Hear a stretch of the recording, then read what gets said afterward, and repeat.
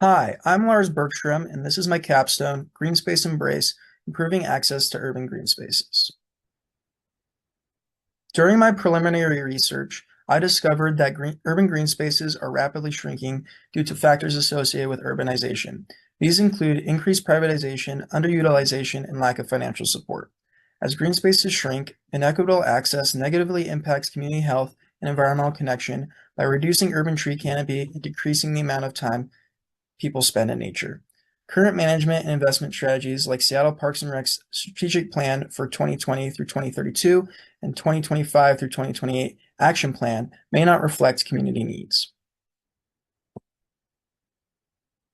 This study explored the barriers to access and patterns of exclusion of urban green spaces.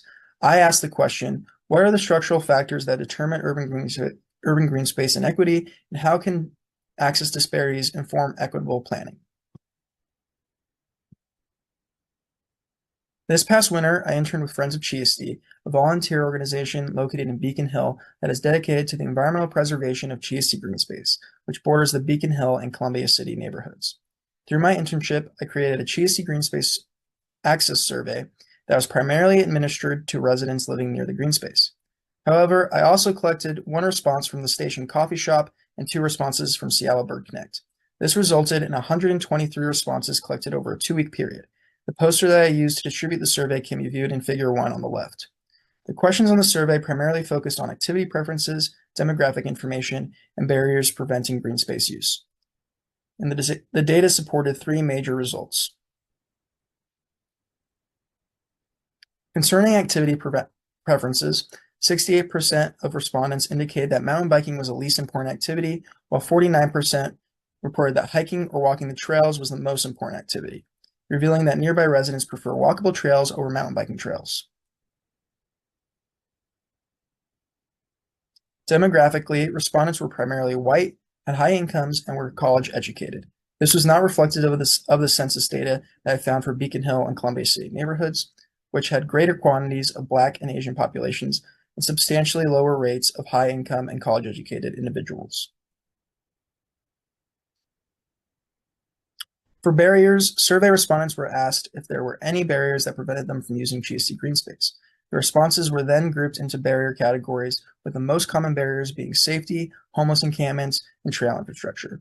While many of the responses specifically addressed barriers within these categories, there were also several that simply stated homeless encampments or mountain bikers, without going into specific detail on how those prevented barriers or created barriers.